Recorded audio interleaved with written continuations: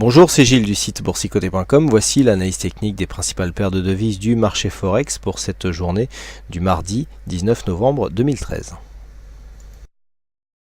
Nous démarrons cette analyse avec l'euro-dollar, donc qui continue ici sur son trend, sur son trend haussier, avec donc cette zone ici qui a été validée à la cassure, puisque les 1,3501 qui ont représenté un objectif ici, puisque c'était le retracement est 38,2%, et donc depuis la cassure ici à la hausse de cette zone des 23,6 ont été atteints. Nous avons cassé donc cette zone hier, on l'a retrouvée dans la nuit ici comme zone de support, et puis on vient continuer ici à progresser sur ce sous-jacent avec des contacts répétés sur la moyenne mobile 20 exponentielle. Donc on est ici dans une continuité haussière, donc un rebond technique qui se fait vraiment dans le calme, très peu de volatilité, une hausse peu dynamique qui a marqué ici un petit point de surachat. Personnellement, j'attendais ici une petite phase de consolidation un peu plus marquée, avec même pourquoi pas un retour sur la zone de support. Alors on n'a pas eu de retour sur la zone de support, on est venu tester ici la moyenne mobile 20 exponentielle. Bon, on est venu donc tester cette zone. Dans un premier temps, la zone ici d'un 35-25 jouait bien son rôle de résistance, et puis nous avons eu une cassure il y a peu de temps ici, et on a l'impression que les cours sont en train de s'installer au-dessus de cette zone. Donc c'est un 35-26, la zone de résistance. Donc on le voit, un mouvement qui est vraiment dans la continuité. Donc sur une cassure de cette zone, nous avons le prochain objectif qui se situe donc sur le retracement des 50%, voire même ici un 35-86. Mais vu la dynamique que nous avons ici, bon, il faudrait vraiment attendre une accélération pour atteindre ces objectifs, car là on sent que c'est quelque chose de fragile. Nous avons très peu d'oscillations ici au sein du MACD, des indicateurs qui restent juste sous leur zone de surachat. Donc vraiment voilà, ce mouvement s'apparente vraiment plus à un rebond technique qu'à une réelle tendance. D'ailleurs on sent qu'on a du mal ici à casser cette zone des 1,3550 qui correspond au dernier plus haut de la phase de baisse que nous avions eu ici et qui nous avait emmené jusque sur ce point bas qui se situe à 1,32,95. Donc en absence de cassure ici de cette zone des 1,3550, on jouera la prudence. Bon, une cassure des 1,3550 pourrait provoquer un surplus dynamique qui pourrait nous emmener ici sur cette zone d'objectif à 1,3586, mais le potentiel n'est pas énorme, donc en attente d'un mouvement directionnel un peu plus marqué. Sur le câble, nous assistons aussi à une stabilisation de la phase de hausse. Alors on a testé ici une cassure de cette zone des 1,61,22 qui était une zone horizontale déjà identifiée. On avait un retracement à 100% qui se situait juste sous cette zone à 1,6115. Donc la zone ici a été testée de multiples reprises. Donc là ici nous pouvons abandonner ce tracé en retracement de Fibonacci pour se concentrer sur les zones horizontales.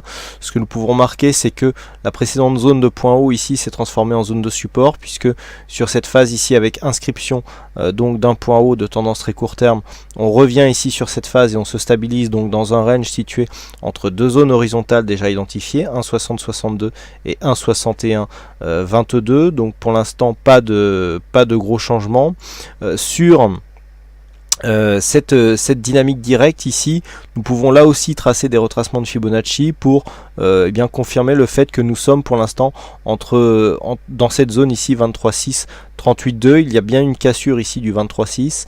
On s'est arrêté pour l'instant sur une zone horizontale, mais il y a ici une neutralisation de la tendance très court terme. Alors par contre nous avons je vais enlever, voilà, nous avons ici un contact avec cette moyenne mobile 20 exponentielle qui laisse à penser que la pression est toujours haussière, puisque suite à cette forte dynamique, on est venu inscrire un nouveau plus haut ici suite à la cassure de cette zone des 1,6120. On revient ici sur la moyenne mobile 20 exponentielle, et tout de suite après ce contact moyenne mobile 20 exponentielle, on revient ici sur une zone haute. Donc si on confirmait ici par une cassure des 1,6150, on pourrait donc valider la continuité de ce mouvement haussier en direction de cette zone majeure des 1,62,13.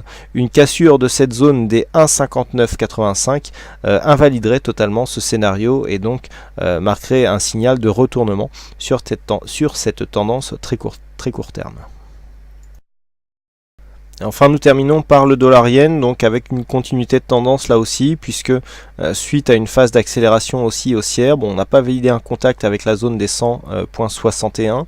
On est revenu ici chercher une zone de contact. Alors on va rabaisser un petit peu cette zone de résistance, hein, qui est beaucoup plus significative, voilà, sur cette zone-ci, semble-t-il, hein, donc une résistance ici ramenée sur un 99,76.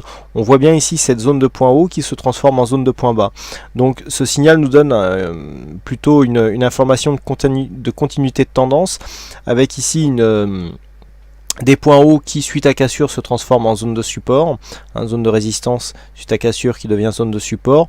Contact très léger avec la bolle inférieure, on repart en dynamique. Alors c'est un petit peu dans la, je dirais dans la lignée, hein. Vous voyez que les enfoncements ici étaient assez forts sur la moyenne mobile 20 exponentielle, hein. Sur cette phase là on était même revenu chercher ici un contact avec la bolle inférieure sur cette phase, et puis on était remonté ici, précédent contact ici assez fort.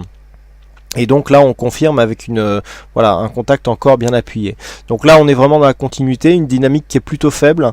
L'objectif reste identique, hein, savoir ici l'objectif donc à 100.61 avec une potentielle cassure sur cette zone si le report d'amplitude ici est respecté par rapport aux précédentes phases de hausse très court terme. Nous sommes dans une dynamique favorable avec cette conjonction d'indicateurs ici en retournement haussier pour le MACD et en dynamique plutôt haussière pour le stochastique et le RSI, hein, qui est en train de se retourner lui aussi. Donc là pour l'instant la perspective reste plutôt haussière et nous garderons ce biais tant que le plus bas de cette bougie à 99,57 ne sera pas cassé à la baisse. Voilà ce que nous pouvons dire sur l'analyse technique de ces principales paires de devises du marché Forex. Il ne me reste plus qu'à vous souhaiter à toutes et à tous une bonne soirée, bonne chance dans vos prochains trades, et on se retrouve dès demain pour d'autres analyses techniques en vidéo. Bonsoir à tous.